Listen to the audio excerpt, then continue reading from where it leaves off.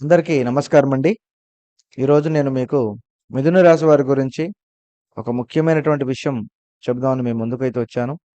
మరి మిథున రాశి వారికి మే 14 రాత్రి 9 గంటల తర్వాత ఒక ఫోన్ కాల్ మీ గుండె వేగాన్ని మరింత పెంచేటువంటి అవకాశాలైతే చాలా అంటే చాలా బలంగా కనపడుతుంది.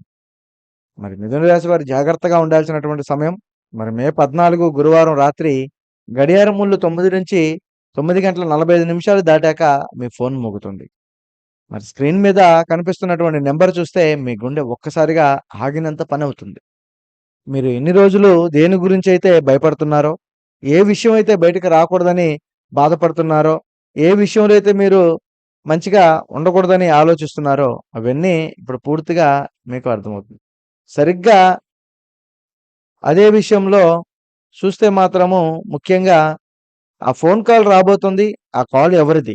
వారు ఏం చెప్తున్నారు? మరి మీరు ఊహించిన దానికంటే దారుణమైన నిజం అందులో ఏమైనా ఉందా?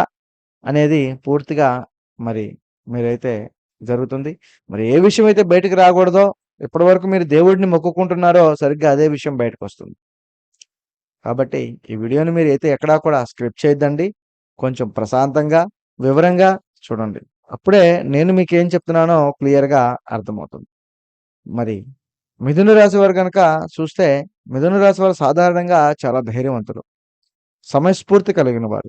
కానీ గత కొద్ది కాలంగా మీ మనసు ఒక రకమైనటువంటి అభద్రతా భావం వెంటాడుతుంది. నేను చేసినటువంటి ఒక చిన్న తప్పు ఎక్కడ బయటపడుతుందో అన్న ఆలోచన, లేదా నాకు రావాల్సినటువంటి ఒక విషయం ఏమైందో, ఏమవుతుందో అని మీరు నిరంతరం భయపడుతూనే ఉన్నారు. మీరు లోపల ఎంత టెన్షన్ పడుతున్నారంటే మిత్రమా, బయటకి మాత్రం ఏమీ తెలియనట్లుగా నటిస్తున్నారు. కానీ ఆ ముసుగు ఈరోజు రాత్రి తొలగిపోబోతుంది. ఎందుకంటే పూర్తి స్థాయిలో చూస్తే గత కొన్నేళ్లుగా, కొన్ని నెలలుగా కొన్ని సమస్యల చుట్టూ ఉచ్చులా బిగుస్తుంది. అది కోర్టు వ్యవహారాలు కావచ్చు, అప్పుల బాధ కావచ్చు, లేదా మీ వ్యక్తిగత రహస్యం కూడా కావచ్చు. దాన్ని మీరు పరిష్కరించడానికి ఎన్నో ప్రయత్నాలు చేస్తూనే ఉన్నారు. కానీ ఫలితం చివరిదాకా శూన్యమైపోతూనే ఉంటుంది. ప్రస్తుతం ఒక రకమైనటువంటి డెడ్ ఎండ్ అంటే చివరి అంచువరలో ఉన్నారు మీరు. సరిగ్గా ఈ పరిస్థితిలో ఉండగానే ఆ ఫోన్ కాల్ మీ ముందుకొస్తుంది.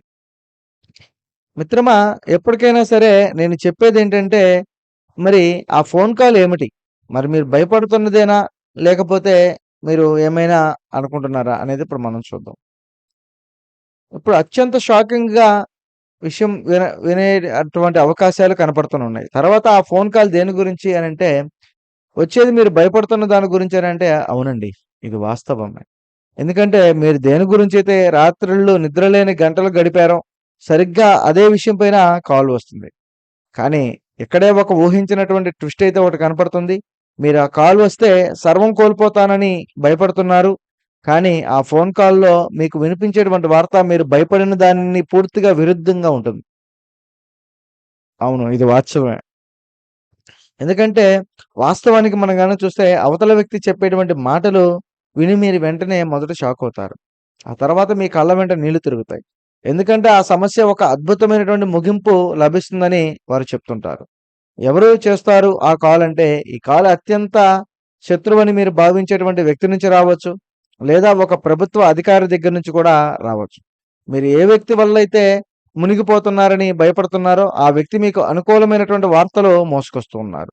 ఇది వినడానికి మీకు నమ్మశక్యంగా లేకపోయినా, ఈ మే 14 రాత్రి తర్వాత మీ జీవితంలో జరగబోయేటువంటిది ఇదే ఖచ్చితంగా. కాబట్టి దీనికి కారణం ఏంటంటే, మీరు గతంలో చేసినటువంటి ఒక రహస్యమైనటువంటి పనులు, ఒక రహస్యమైనటువంటి పుణ్యం. మీరు కష్టకాలం ముగిసింది. మీరు భయపడుతున్న సమస్యల నుంచి వెనుక కుట్రలిప్పుడు పూర్తిగా పటాపంచలు కాబోతున్నాయి. దైవబలం మీకు తోడవబోతుంది మిత్రమా. దానివల్ల ఆ క్లిష్ట పరిస్థితుల నుంచి కూడా మీరు అనుకూలంగా మారడానికి కూడా కనపడుతూనే ఉంటుంది. ఆ ఫోన్ కాల్ మీ భయాన్ని పోగొట్టి మీకు ఒక కొత్త జీవితాన్ని కూడా అందజేస్తూ ఉంటుంది. కాబట్టి ప్రస్తుతానికి మరి మిథున రాశి వారికి ఉండేటువంటి గ్రహస్థితుల యోగాలను గనక మనం గనక చూసుకుంటే, ముఖ్యంగా మరి చంద్రుని యొక్క గమనం మిథున రాశికి చాలా అనుకూలంగా ఉందన్నమాట. అంటే లాభస్థానంలో ఉండటం వలన ఇది మీ వైపు మళ్ళుతుంది. బుధగ్రహం యొక్క శుభదృష్టి సమాచారం మార్పిడి వలన మీ కమ్యూనికేషన్ రంగంలో మీకు అద్భుతమైనటువంటి ఫలితాలు కూడా అందిస్తూనే ఉన్నాయి. మరి అందుకే ఈ సమయంలో వచ్చేటువంటి ఫోన్ కాల్స్ మరి శుభ ఫలితాలను ఇస్తుందని, మరి అలాగే జ్యోతిష్య శాస్త్రం చెప్తుంది. మరి తాళపత్ర గ్రంథాలు చెప్తున్నాయి. మీకు ఉన్నటువంటి కొద్దిగా ఖగోళ శాస్త్రం ప్రకారం కూడా ఈ వివరణ అనేది ఖచ్చితంగా ఉందని నేనైతే చెప్పగలను. మరి ముఖ్యంగా గనక మనం గనక చూస్తే ఎప్పటికప్పుడు ఏది అనుకున్నా, ఏది చేయాలనుకున్నా కూడా ఒక్కొక్కసారి మరింత వివరణగా, మరింత ఉపయోగకరంగా కూడా ఉంటుంది. మరి ఇటువంటి సమయంలోనే మనకి ఎప్పుడూ కూడా కొన్నాళ్ళు విముక్తి లభిస్తుంది అని అనుకుంటాం. ఆగిపోయిన పనులు వేగవంతం జరగవేమో అనే ఆలోచన కూడా వస్తుంది. కాబట్టి ఇప్పుడు మీరేం భయపడొద్దు మిత్రమా. ప్రశాంతంగా ఫోనెత్తండి. మరి ఆ రాత్రి మీరు అప్రమత్తంగా ఉండాలి. మరి కాబట్టి రాత్రి 9 గంటల నుంచి ప్రశాంతంగానే ఉండడానికి ప్రయత్నించండి. ఫోన్ మీ దగ్గరే ఉంచుకోండి. సైలెంట్‌గా పెట్టకండి. కాబట్టి ఇలాంటి సమయంలోనే మరి మీరైతే మాత్రం ఖచ్చితంగా ఈ గురువారం నాడు ఈ మే 14వ తారీఖున అనగా ఈరోజు గురువారం. మరి గురువు దృష్టి మన పైన ఉండాలన్నా, మరి గురుగ్రహం అనుగ్రహం మన పైన మంచిగా నిలబడాలన్నా, మిథున రాశి వారి జీవితంలో మరింత వెలుగు కావాలన్నా కూడా ఈ చిన్న పరిహారం చేసుకుంటే మీకు ప్రశాంతంగా ఉంటుంది. మరి అలాగే ఓం నమో నారాయణాయ అనే మంత్రాన్ని మీరైతే రోజుకొచ్చి 27 సార్లు లేదా 108 సార్లు జపించాలి. అలా మనసులో గనక మీరు నిలకడగా ఉంచుకుంటే మాత్రము మీ జీవితంలో అత్యంత మంచి స్థితిలోకి, అత్యంత స్థాయిలో కూడా వెళ్ళేటువంటి అవకాశాలైతే చాలా అంటే చాలా బలంగా కనపడుతున్నాయని నాకైతే కనిపిస్తుంది మాత్రం. ఇక మిథున రాశి మిత్రులారా, కొన్నిసార్లు భయం కూడా మనల్ని విజయం వైపు నడిపిస్తుంది.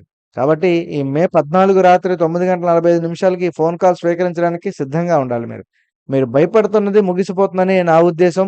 కాబట్టి మీరైతే మిథున రాశి వారు ఎవరైతే ఉన్నారో, మిథున రాశి వారిలో ఎవరైతే మంచిగా అద్భుతంగా నడుస్తున్నారో, మరి మనకి అనుకున్నమైనటువంటి ఫోన్ కాల్సు, మరి అనుకున్నమైనటువంటి పనులు మనకి అన్నీ సక్రమంగా జరగాలని అనుకుంటున్నారు.